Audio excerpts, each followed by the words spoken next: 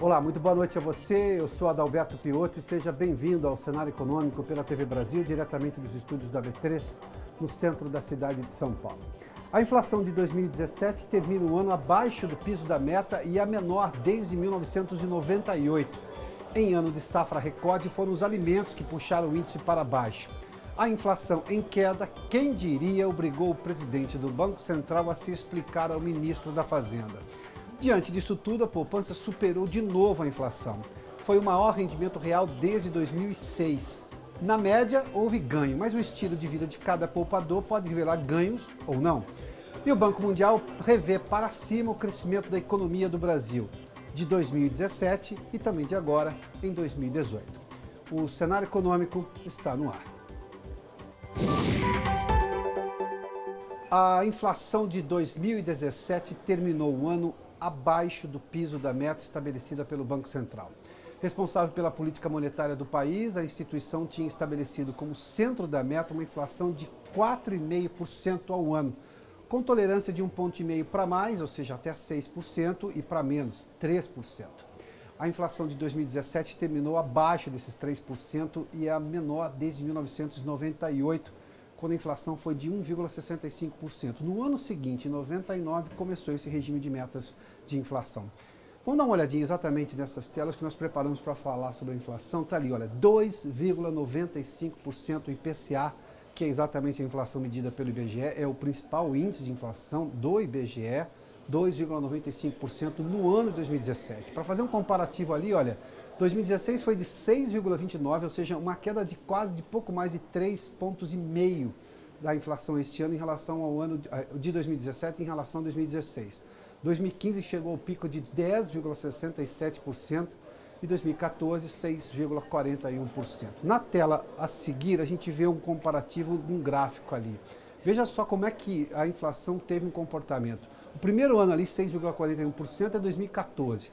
Chegou a mais de 10 em 2015 e de lá para cá nós tivemos uma queda vertiginosa ali da inflação para ficar abaixo ali da meta de 4,5% a 2,95%. E o que é que trouxe a inflação para baixo, o que teve de alta nesse último ano, agora 2017? Vamos dar uma olhadinha no que puxou a inflação para cima e o que trouxe a inflação para baixo, exatamente os alimentos. Vamos lá, rapidamente. Botijão de gás subiu 16%, plano de saúde subiu 13,53%, ensino médio, só para pegar algum dos mais que subiram ali, subiu 10,36%. Ensino médio, claro, de escola particular, é o que as pessoas pagam. As altas foram essas. Vamos falar das baixas agora, sobretudo o que chamou atenção. Alimento. E alimento tem um peso muito grande na inflação, porque pode subir alguma coisa 10%, mas na hora de fazer a média do índice, ele não tem um peso muito grande, ou seja, não é uma parte grande da inflação. Alimentos, por exemplo, que é uma parte muito importante do índice de inflação, caiu 1,87%. Alimentos em casa, ou seja, cozinhar em casa, compra de supermercado, trazer a comida para casa, caiu 4,85%. E olha só, as frutas, 16,52% mais baratas no ano de 2017. Isso mostra claramente o quanto que a safra recorde, a propensão melhor, por exemplo, a gente fala de safra recorde, soja e milho sobretudo, milho, é ração para frango, para gado, para porco, e isso tudo faz com que barateie também o preço da carne. Ou seja, nós estamos falando exatamente de um custo mais baixo dos alimentos que proporcionaram uma inflação menor. Alimentos têm um peso muito maior na composição dos vários fatores para chegar à inflação média. E o presidente do Banco Central, William Goldfein, divulgou agora à tarde uma carta aberta ao ministro da Fazenda, Henrique Meirelles. O documento, com 11 páginas, traz justificativas da instituição para o fato de a inflação oficial de 2017, divulgada hoje pelo IBGE, ter ficado abaixo desses 3%, que era exatamente o piso. Fora da meta, portanto, com todas essas tolerâncias. O documento é previsto porque o Banco Central é o responsável pela política monetária do país e quando algo previsto sai dos planos, a explicação é obrigatória, é necessária. Nesse momento, inclusive, acontece uma entrevista coletiva do presidente do Banco Central em Brasília, William Goldfein. A gente acompanha agora um trecho, você vê ao vivo agora no cenário econômico. Na queda de 14,25% para 7%. Muito bem. Como é que nós vamos voltar para a meta? Na verdade, nós já estamos em direção à meta. Uma vez que você tira o choque, você vê que os núcleos, tudo já está em direção. Por exemplo, nós sabemos que a inflação, em algum momento, ela já chegou a um valor menor. E agora, 2,95 já está na fase de subida. Só para dar um número, o mínimo da inflação foi 2,46 em agosto. Terminou o ano subindo, 2,95. Nós acreditamos que ao longo do ano de 2018 nós vamos subindo gradativamente à medida que a economia se recupera e terminar o ano perto da meta de 4,5. Tem várias projeções, tem várias expectativas. Por exemplo, a projeção que nós divulgamos no relatório de inflação, que usa as hipóteses de mercados, as hipóteses do o que os analistas dizem da Selic, o que os analistas dizem da taxa de câmbio, fala que de 2,95 vai para 3,2, depois vai subindo e vai chegar em 4,2 no final desse ano. No ano que vem, para 4 e para 4,5. Então, nós temos... não, desculpa, o ano que vem para 4,2. Nós acompanhamos aí um trecho dessa entrevista coletiva que concede nesse momento o presidente do Banco Central, William Gontfein, a respeito de a inflação ter ficado abaixo da meta. O que não é de todo ruim, mas evidentemente quando o Banco Central, que é o dono da política monetária, quem faz política econômica é o Ministério da Fazenda. E aí envolve ações de desenvolvimento sustentável, essas coisas todas. Quando se fala de moeda, o preço da moeda, o comportamento da moeda, do real no caso, é política monetária e, claro, nós estamos falando exatamente da incumbência principal do Banco Central. E aí se saiu da meta, daí essa necessidade de explicação.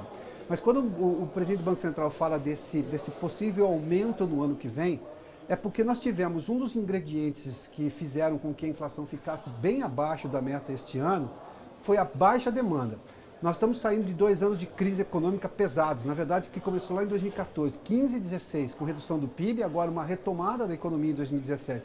Mas muita gente perdeu o emprego, muita gente guardou dinheiro, evidentemente, porque estava inseguro em relação a gastar, ou seja, diminuiu a demanda, as pessoas não queriam comprar ou não podiam comprar. Os preços que estavam altos começaram a cair para tentar trazer de volta esse consumidor.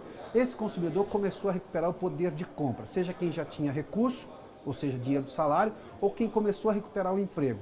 É com isso agora, esse ciclo novo de mais gente voltando a ofertar demanda, a ter demanda, e aí você vai ter uma oferta continuada, um pouco menor talvez, enfim, e você começa a recuperar os preços normais. Mas boa parte das coisas estava acima de qualquer razoabilidade quando se fala do preço real daquela coisa. Os imóveis, por exemplo, caíram quase 20%. Nesse último ano. E por quê? Porque eles também estavam superinflacionados, estavam inflacionados por demais. Ou seja, houve um reajuste ali, na verdade um ajuste nos preços para chegar num nível razoável. É com isso agora, ou seja, com essa maior adesão de gente ao consumo que o Banco Central espera, com essa recuperação da economia, de a inflação ficar um pouquinho maior, porque ainda vamos ter mais demanda, mais gente comprando e a oferta tende a não aumentar muito, levando-se em conta que nós tivemos também uma oferta gigantesca dos alimentos que fez com que baixasse os preços também. Bom, e de acordo com as projeções do Banco Mundial, a economia brasileira deverá crescer 2% em 2018 e 2,3% em 2019. Para 2017, a expectativa é que o país tenha crescido 1%, ou seja, nós ainda não temos o número fechado, mas a estimativa é em torno de 1%, bem acima daqueles 0,5% que se falava lá no primeiro semestre do ano passado, hein? Ou seja, a economia surpreendeu. Há quem aposte um pouquinho maior do que 1%, inclusive agora em 2017. Para a América Latina, a projeção é de avanço de 2% agora em 2018 e de 2,6% em 2019. Já para a economia global, o crescimento deve ser próximo a 3,1% agora neste ano. Uma leve alta na comparação com 2017, estimada em 3%. Ou seja, se o Brasil crescer 2%, cresce na média da região. O Brasil esteve bem abaixo da média nos últimos tempos e se aproxima da média mundial, o que também é um fato positivo. E quem tem mais de 60 anos sentiu os efeitos da inflação no ano passado de uma forma diferenciada. Os dados são da Fundação Getúlio Vargas, que apontou uma alta no último trimestre de 2017. O repórter Maurício de Almeida está na redação da TV Brasil no Rio de Janeiro e tem outras informações da inflação da terceira idade. Maurício, boa noite. Olá, Piotr, boa noite. Pois é, esse estudo da Fundação Getúlio Vargas mede o impacto da inflação que as pessoas com mais de 60 anos acabam sentindo, que é um impacto diferenciado. No quarto trimestre do ano passado, essa inflação da terceira idade registrou uma alta de 1,18%. No terceiro trimestre, ela tinha ficado em 0,68%. 3 dos 8 segmentos que foram pesquisados registraram altas. O que mais subiu, o que mais impactou a inflação da terceira idade foi o botijão de gás, com uma alta de 6,44%. Os cuidados com a saúde também causaram um grande impacto na inflação da terceira idade, uma alta de 1,47%. Os alimentos acabaram subindo no quarto trimestre do ano, depois de uma queda no terceiro trimestre. Para ter uma ideia, no terceiro trimestre de 2017, os alimentos registraram uma baixa de menos 2,19%, mas no quarto trimestre subiram 0,45% para esse setor específico da terceira idade. Isso principalmente por causa da alta das hortaliças e dos legumes, que subiram bastante porque estavam na entre-safra. Já no acumulado do ano, a inflação da terceira idade ficou em 3,80%, acima do índice geral da inflação. Portanto, quem tem mais de 60 anos acabou sentindo um pouquinho mais o impacto da inflação, segundo os dados da Fundação Getúlio Vargas. Piotr. Muito obrigado, Maurício. E a inflação dos supermercados também registrou uma queda forte em 2017 aqui em São Paulo, a maior da história de todo o Plano Real. A Vanessa Casalino tem os detalhes e conversa conosco da redação da TV Brasil em São Paulo, também aqui na capital paulista. Vanessa, boa noite. Oi, Piotr, boa noite para você, boa noite a todos. É o que apurou o índice de preços dos supermercados calculado pela FIPE e pela Associação Paulista de Supermercados. A queda foi de 2,3%, 30% melhor dizendo, o menor patamar desde o início da medição em 1994. Mais baixo que isso só em 98, quando o índice ficou em 2,26%.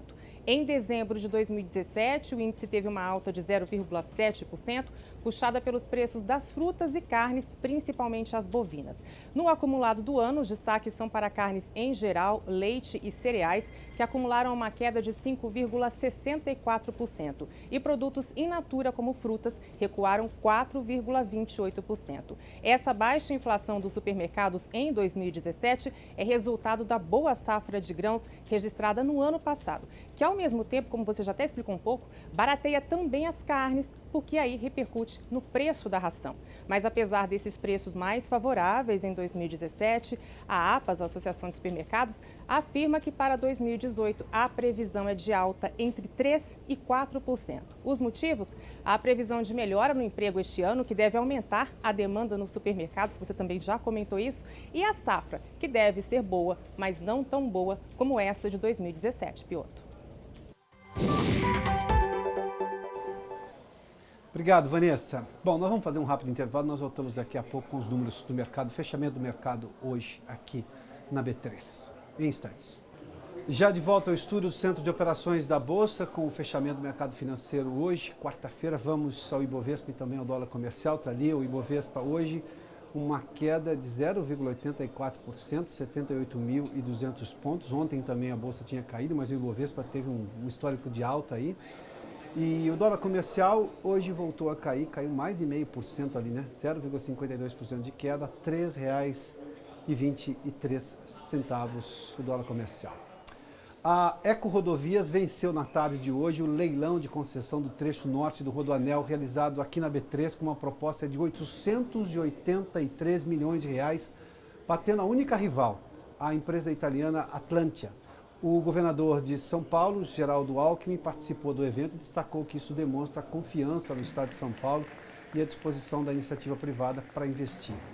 A oferta da Eco Rodovias gerou um ágio de 90,97%, ou seja, 91%, né, em relação ao valor mínimo fixado pela outorga, que era de 462 milhões de reais. E a última parte do anel viário que circunda a Grande São Paulo e fecha a obra de 176 quilômetros de extensão, cuja construção começou em 1998.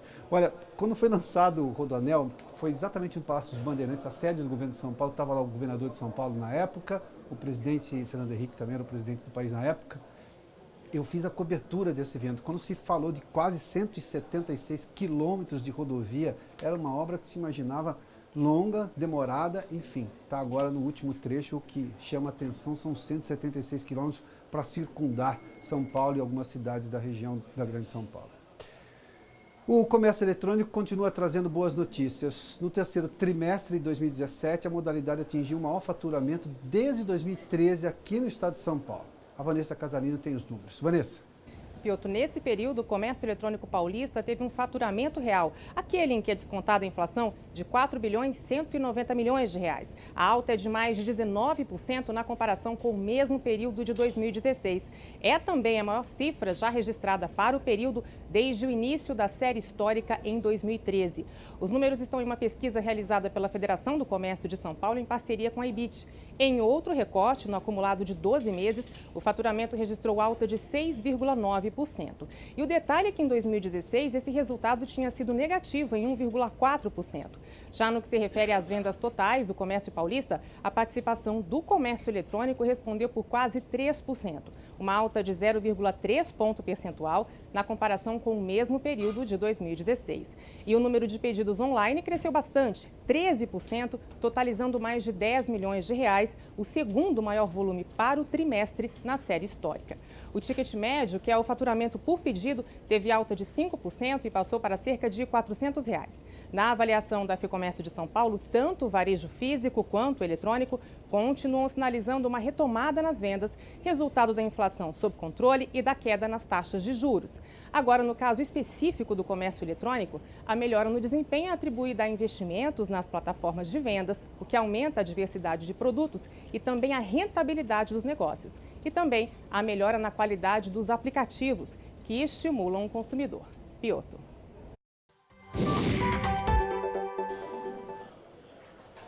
E a poupança teve o maior ganho real agora em 2017, desde o ano de 2006. O cálculo é simples de entender, mas a sensação para o poupador pode ser um pouco divergente. Vamos lá para entender, olha, está ali na tela. A poupança rendeu 6,93%, rendimento nominal, ou seja, juro em cima de juro no ano todo passado. A inflação fechada agora, segundo o IBGE, foi de 2,95%. A conta é simples. Rendimento nominal menos inflação, ganho real de 3,98%. Tudo isso é uma conta de aritmética simples. O mais complicado é saber se o poupador, diante de cada estilo de consumo, perdeu ou ganhou. O educador financeiro e consultor de investimentos, Rodrigo Bussabi, está conosco para conversar sobre isso tudo. Rodrigo, feliz ano novo antes de tudo, né? Obrigado, bem-vindo aqui ao cenário econômico. Obrigado pelo convite, bom ano para você também. Eu fiz o exemplo da conta simples, porque primeiro, a inflação é um valor médio. Se a pessoa gasta muito com escola, por exemplo, privada, e a escola subiu mais de 10% o ensino médio, nós exemplificamos um pouco antes, ou seja, muito acima da inflação média. Sim. Se a pessoa gasta muito com alimento, a inflação foi um ganho, porque os alimentos foram exatamente que puxaram a inflação índice para baixo. Quando a gente vê esse ganho da poupança, levando-se em conta que boa parte dos títulos de renda fixa, que era uma aplicação que normalmente o gerente do banco oferece para o poupador ali, para o cliente, levando-se em conta que não paga imposto de renda, tem qualquer mobilidade, tira, põe a hora que quiser, não tem que ficar dando explicação para o gerente do banco. A poupança foi de fato um bom investimento agora em 2017? Eu acho que principalmente mais para o final do ano, com certeza, porque quando a gente fala de por volta de 7% de rentabilidade, a gente está falando de 100% do CDI. É uma sopa de letrinhas, mas assim, quando você escolhe um tipo de investimento, geralmente ele é vamos dizer, balizado pelo CDI. 100% do CDI, você precisa entrar com um dinheiro importante no banco para poder conseguir essa rentabilidade. Claro. Na poupança não, na poupança entra no banco e fala, eu quero pôr na poupança, depois de 30 dias não tem nem IOF, né? Exatamente. Então, é livre de imposto, então sim, ganhou de alguns tipos de investimento, dos mais simples, daqueles mais fáceis de encontrar. Evidentemente depende do poupador, depende da quantidade de dinheiro que você vai investir, mas para o poupador, acho que a grande maioria do brasileiro, saiu uma estatística dizendo que 70% dos brasileiros não guardam dinheiro, né? Exatamente. Então, isso é grave, né? Mas levando-se em conta a crise também pela qual passamos, a dificuldade orçamentária das pessoas. Você está certo, você está certo. Tem um detalhe a ser levado em conta nisso também. por outro lado, a gente tem 23 anos de real.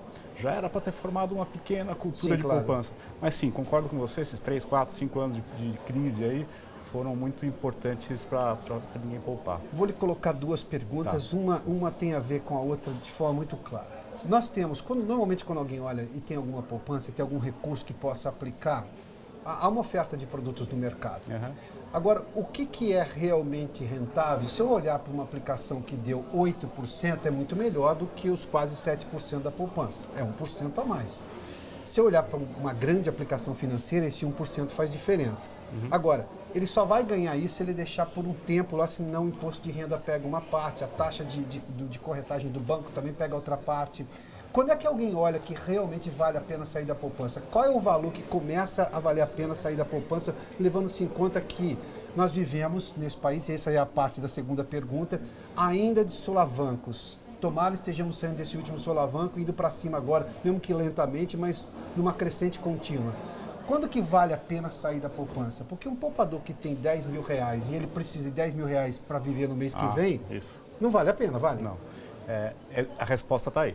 Não é? Porque quando você tem longo prazo, você consegue escolher papéis que vão te pagar uma rentabilidade maior e você vai encontrar depois de 2 anos principalmente, a menor taxa de imposto, né? O menor imposto possível.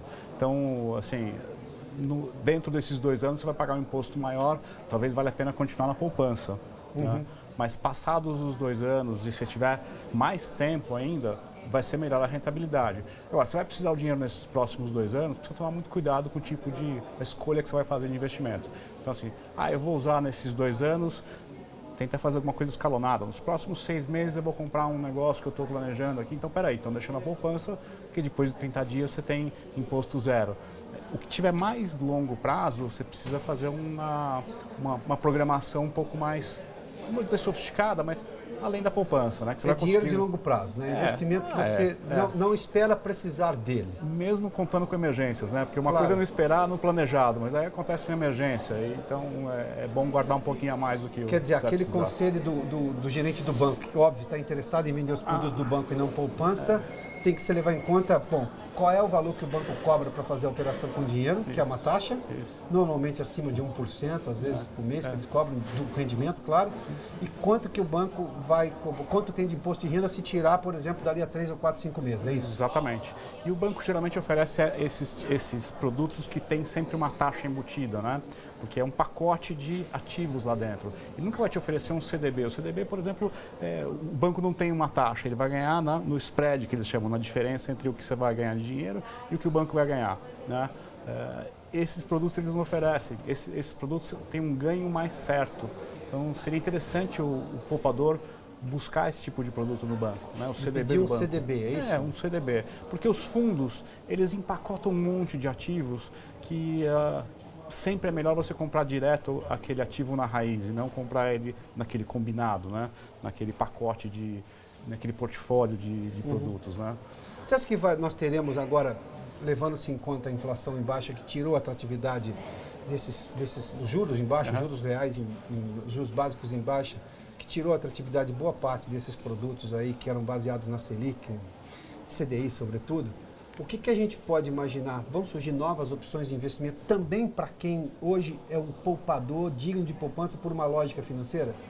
E o que está acontecendo muito, sim, e o que está acontecendo muito é uma volta para a Bolsa, né? A Bolsa teve algumas notícias boas aí nos últimos 2 anos. Mas isso é para investidor com aporte maior ou não? Eu acho que não, eu acho que tem alguns papéis muito básicos assim do mercado de ações que você pode investir sem medo, né? Os grandes bancos, enfim, tem alguns papéis, lógico, procure um especialista, sempre melhor. Celulose também, né? Empresa de celulose também. Exato, de logística, de celulose, de energia, né? São papéis muito interessantes que crescem, vamos dizer assim, num certo ritmo constante. Agora, eu acho que a Bolsa está muito inflacionada. Eu acho que ainda vão ter 2 eventos aí em janeiro e fevereiro.